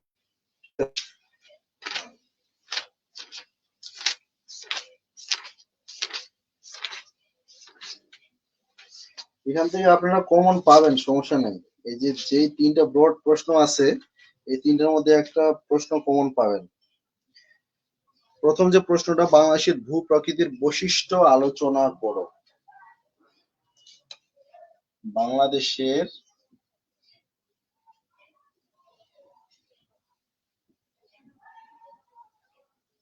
ভূ প্রকৃতির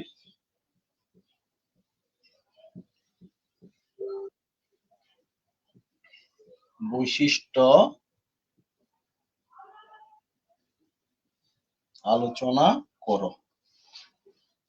বাংলাদেশের ভূ প্রকৃতির বৈশিষ্ট্য আলোচনা করো, ঠিক আছে। এই যে প্রশ্নটা, এটা বইয়ের মধ্যে প্রায় 3 পেজ আছে, তাহলে আপনাদের কতটা লিখতে হবে একবার ভাবেন, বুঝতে পারছেন? জি ভাইয়া। জি ভাইয়া, অনেক গুলা তো, অনেক আছে। তো দেখেন, এখানে ভূমিকাতে বলছে, আমরা জাস্ট মেইন মেইন যে এগুলো সেগুলো পড়বো, আর বাকিটা আপনারা পড়ে নিন, ঠিক আছে। ভূমিকাতে বলছে বিশ্বের যতগুলো বদ্বীপ রয়েছে এর মধ্যে বাংলাদেশ হচ্ছে অন্যতম, অর্থাৎ পৃথিবীর বৃহত্তম বদ্বীপ বাংলাদেশ। পদ্মা, মেঘনা, যমুনা নদীর পশ্চিম, এবং এটা মনে হয় যে এটা প্রশ্নতে পড়া হয়েছে, ঠিক আছে। জি ভাইয়া। ভূমিকাটা এখান থেকে দিবেন। তারপর হচ্ছে বাংলাদেশের ভূ প্রকৃতির বৈশিষ্ট্য, এখানে আসবে ভূমিকার পর আসবে, ভূমিকার পর আসবে বাংলাদেশের ভূপ্রাকৃতিক বৈশিষ্ট্য। ভূ প্রকৃতির বৈশিষ্ট্য, বৈশিষ্ট্য।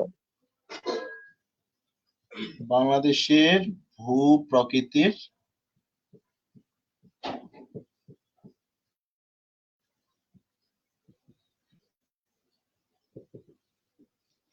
বৈশিষ্ট্য। ভূমির পার্থক্য এবং গঠনের দিক দিয়ে বাংলাদেশের ভূপ্রকৃতিকে 3 ভাগে ভাগ করা যায়।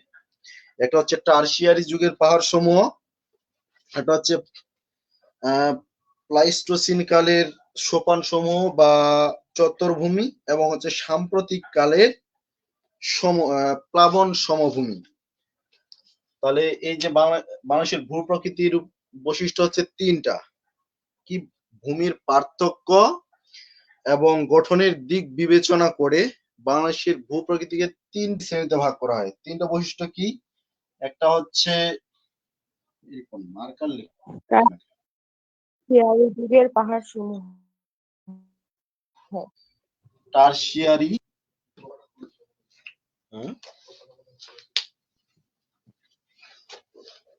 লেখাগুলো কি বুঝতে পারতেছেন? আসলে মার্কারে মনে হয় একটু কালি কম। জি হ্যাঁ,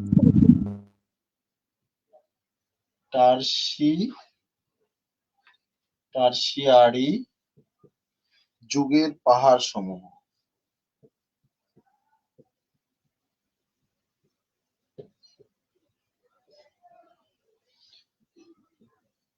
দুই নম্বর হচ্ছে প্লাস্টোসিন কালের সোপান সমূহ বা চত্বরভূমি। প্লাইস্টোসিন কালের সোপান সমূহ বা বা চত্বরভূমি। চত্বরভূমি।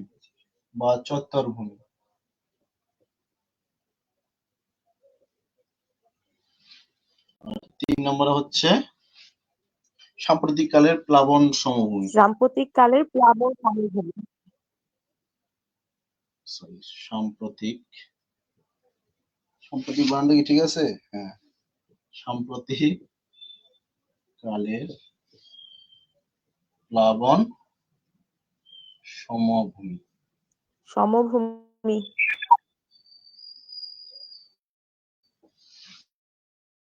সাম্প্রতিককালের,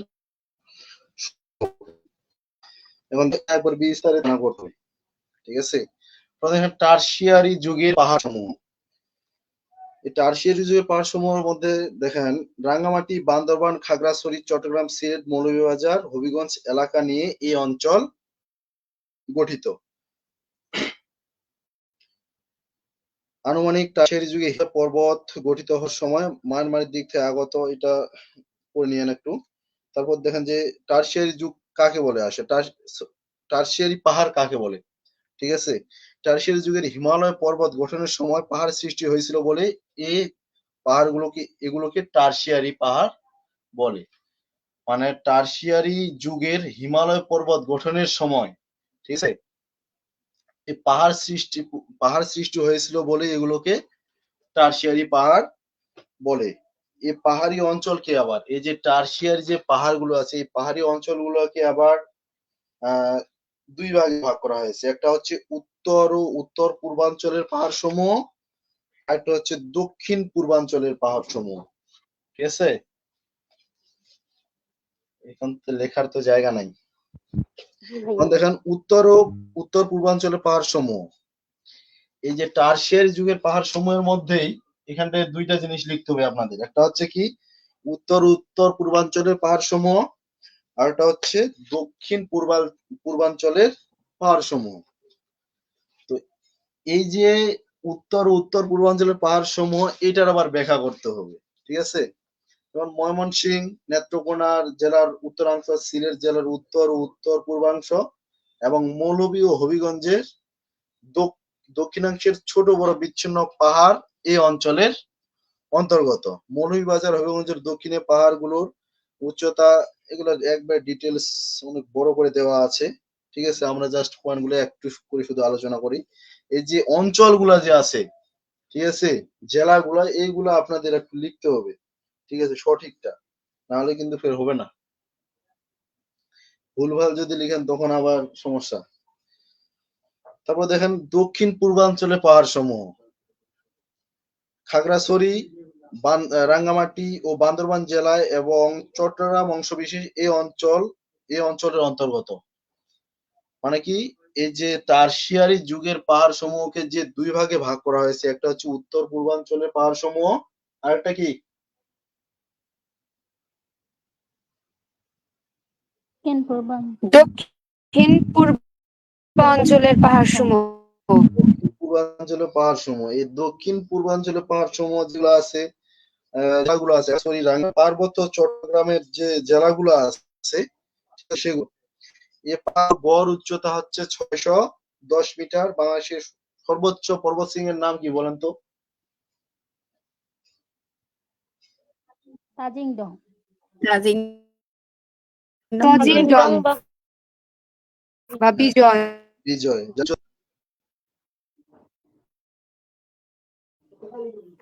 1231। এটা বান্দরবানে অবস্থিত এবং দ্বিতীয় পর্বত শৃঙ্গ হচ্ছে কিউক্রাডং, যার উচ্চতা হচ্ছে 1230 মিটার। ঠিক আছে, এটা একটু পড়ে নিয়েন। তারপর হচ্ছে দেখেন, আমরা 2 নম্বরে চলে যাই। এই যে 2 নম্বর যে প্লাইস্টোসিন কালের সোপান সমূহ বা চত্বর ভূমি, ঠিক আছে, তো প্রায় 25,000 বছর পূর্বে প্লাইস্টোসিন কালের সোপান সমূহ গড়ে ওঠে আর কি। এগুলোর মধ্যে আছে কি বরেন্দ্র ভূমি, মধুপুর ও ভাওয়ালের গড় এবং লালমাই পাহাড়। তাহলে প্লাইস্টোসিন কালের সময়ের মধ্যে কি কি আছে? বরেন্দ্র ভূমি, মধুপুর ও ভাওয়ালের গড় এবং হচ্ছে কি লালমাই পাহাড়। ঠিক আছে,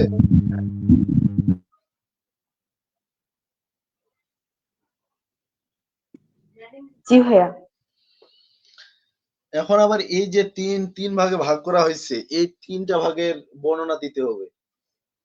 ঠিক আছে, যেমন বরেন্দ্র ভূমিটা আছে, বরেন্দ্র প্রাচীন বাংলার সবচেয়ে প্রাচীনতম অঞ্চল। এই বরেন্দ্র ভূমি রাজশাহী বিভাগের প্রায় 9,320 বর্গ কিলোমিটার এলাকা জুড়ে আছে। প্লাবন সমভূমি থেকে এর উচ্চতা 6 থেকে 12 মিটার। এটা পড়ে নিয়েন একটু, এটা অনেক বড় প্রশ্ন, ডিটেলস বলার সময় হবে না হয়তো। তারপর দেখেন মধুপুর ও ভাওয়ালের গড়। ঠিক আছে, উত্তরের ব্রহ্মপুত্র নদী থেকে দক্ষিণে বুড়িগঙ্গা নদী পর্যন্ত, অর্থাৎ ময়মনসিংহ, টাঙ্গাইল ও গাজীপুর অঞ্চল জুড়ে এটি বিস্তৃত। এটা হচ্ছে কি এই যে মধুপুর ও ভাওয়ালের গড় যেটা আছে, এর মোট আয়তন প্রায় 4,103 বর্গ কিলোমিটার। মাটি কঙ্কর মিশ্রিত লাল প্লাবন সমভূমি থেকে এর পূর্ব ও দক্ষিণের অংশের উচ্চতা 6 মিটার, কিন্তু পশ্চিম এবং উত্তর দিকে উচ্চতা 30 মিটার। এগুলো বর্ণনাগুলো দেওয়া আছে।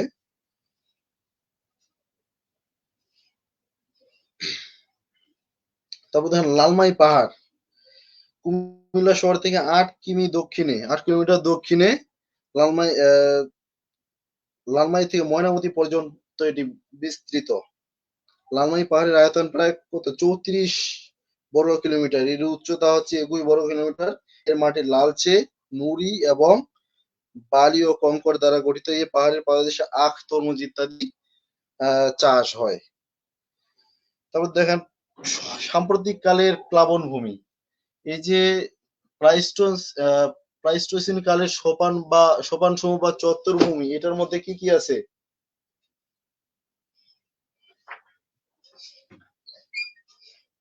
বরেন্দ্র কেন? ভূমি, মধুপুর, লালমাই পাহাড়। ভাওয়ালের গড়, লালমাই পাহাড়, বরেন্দ্র ভূমি, মধুপুর, ভাওয়ালের গড় এবং পাহাড়, এগুলা মনে রাখার চেষ্টা করবেন একটু। লালমাই পাহাড়। জি জি ভাইয়া। তারপর দেখেন সাম্প্রতিক কালের প্লাবন সমভূমি। আমাদের যে লাস্ট যে টপিকটা, সরি পয়েন্টটা, এটা হচ্ছে সাম্প্রতিক কালের প্লাবন সমভূমি। বাংলাদেশের ভূ প্রকৃতি এক অপরূপ সাজে সজ্জিত। দাঁড়ান একটু দেখি।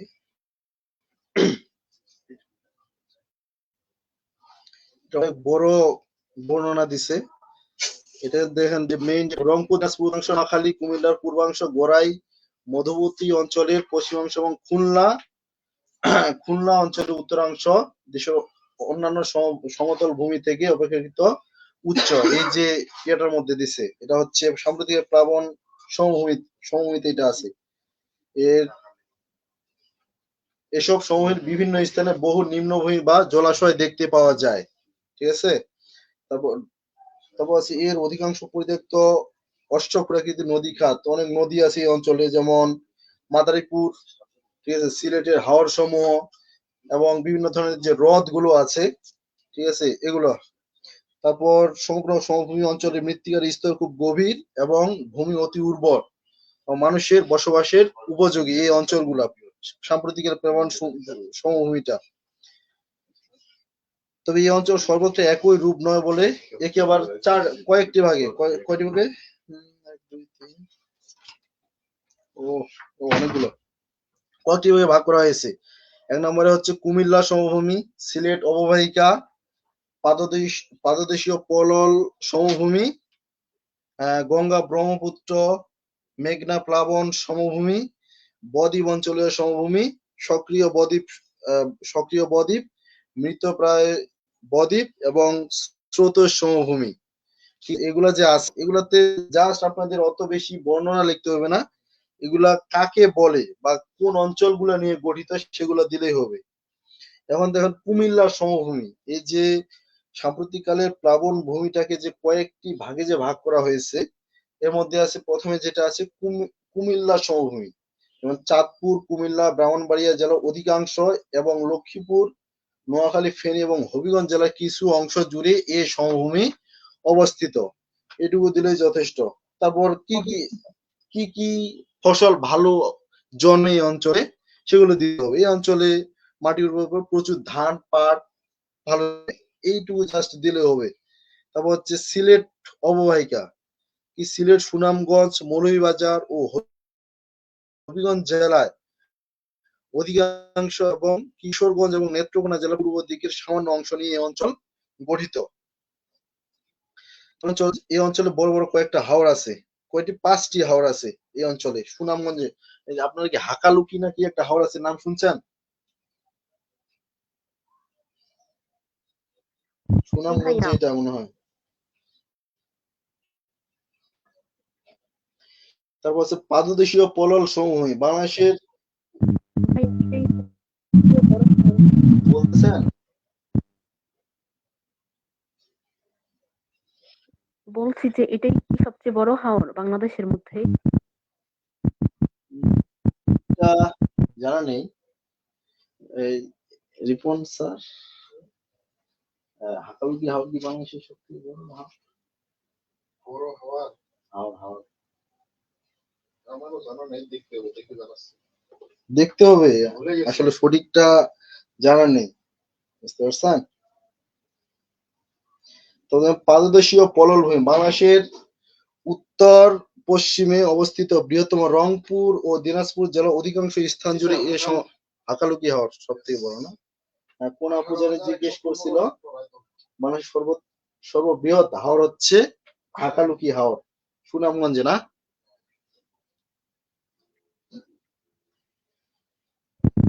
ভাইয়া দেখেন পাদদেশীয় কি পলল সমভূমি যে আছে, পয়েন্টটা আছে, এটা হচ্ছে বাংলাদেশের উত্তর পশ্চিমে অবস্থিত বৃহত্তম রংপুর ও দিনাজপুর জেলার অধিকাংশ স্থান জুড়ে এ সমভূমি বিস্তৃত। হিমালয় পর্বত থেকে আনিত পলল দ্বারাই এই অঞ্চল গঠিত। তিস্তা, আত্রাই, করতোয়া প্রভৃতি নদী বাহিত পলি জমা হয়ে এ ঢালু ভূমির সৃষ্টি হয়েছে। এ সমভূমি পাদদেশীয় পলল সমভূমি নামে পরিচিত। এখানে ধান, পাট, ইক্ষু এগুলা সব থেকে বেশি এবং তামাক আবাদ হয়। ঠিক আছে। তারপর হচ্ছে গঙ্গা ব্রহ্মপুত্র মেঘনা প্লাবন সমভূমি, এটি বাংলাদেশের মূল প্লাবন সমভূমি। পদ্মা নদীর উত্তরে প্লাবন সমভূমির বাকি অংশই গঙ্গা ব্রহ্মপুত্র মেঘনার প্লাবন সমভূমি নামে পরিচিত। এই প্লাবন সমভূমি ঢাকা, ময়মনসিংহ, কুমিল্লা, টাঙ্গাইল, পাবনা, রাজশাহী অংশ বিশেষ নিয়ে গঠিত। এটা হচ্ছে গঙ্গা ব্রহ্মপুত্র এবং মেঘনা প্লাবন সমভূমি যেটা বলছে। তারপর হচ্ছে বদ্বীপ অঞ্চলীয় সমভূমি। বাংলাদেশের দক্ষিণ পশ্চিমের সমভূমিকে সাধারণত বদ্বীপ বলা হয়। এই বদ্বীপ অঞ্চলটি বৃহত্তর কুষ্টিয়া, যশোর,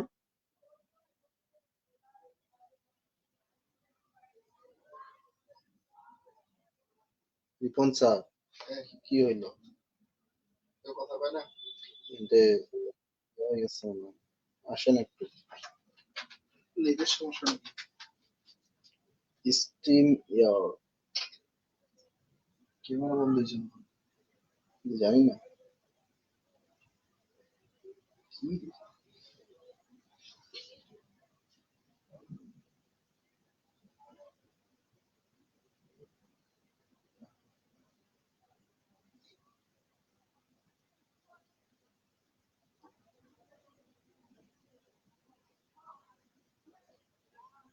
শেষ করেন তাড়াতাড়ি। হুম? তাড়াতাড়ি শেষ করেন। আরো প্রশ্ন আছে? আর তো দুইটা দরকার হলে আরেকদিন পড়াবেন, একদিন সব করা যাবে না। ওকে স্যার, ঠিক আছে। এখন শুনতে পাচ্ছেন আপনারা?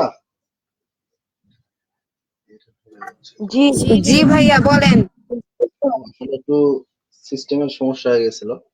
আজকে এটাতে শেষ করে পরে দুইটা ব্রড আরেকদিন করবো, হয়ে গেল। যদি খুব বেশি আচ্ছা ভাইয়া। বোরিং ফিল করেন তাহলে এখানে শেষ করি, নাহলে আর দুইটা প্রশ্ন আছে, ওগুলা ছোট। এটা শেষ হয়েছে, এটা প্রায় শেষ। তাহলে একটা ব্রড আর তিনটা শর্ট করবে। ঠিক আছে?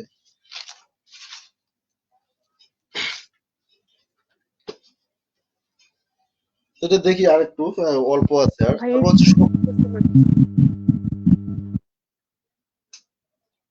কি নাম, নুজহাত কে আপু কি কিছু বলতেছেন?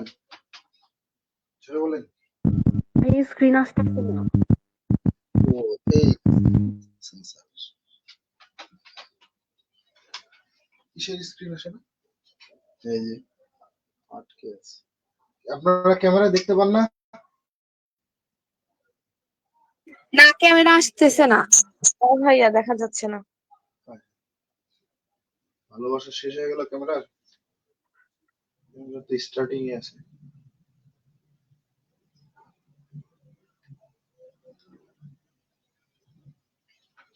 তাহলে আজকে শেষ করি। হ্যাঁ, টেকনিক্যাল সমস্যা ধরা পড়েছিল একটু, তো দেখি ক্যামেরা আছে তারপরও আসে না। আমার ল্যাপটপটার সমস্যা তো।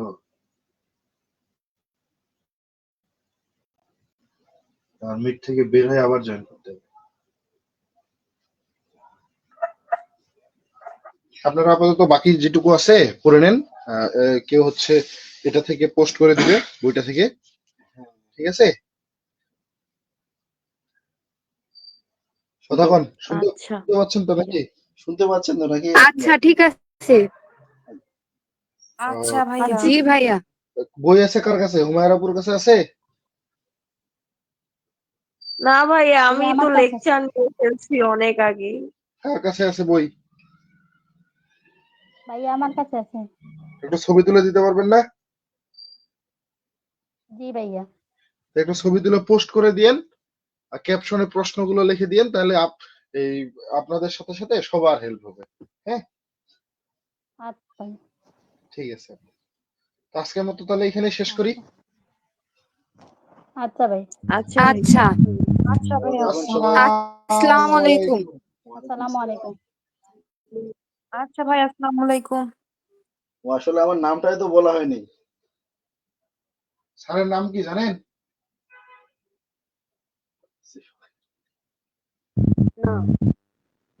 না ভাইয়া।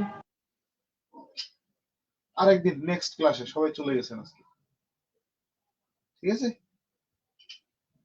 ওকে। ওকে, আসসালামু আলাইকুম। ওয়ালাইকুম আসসালাম।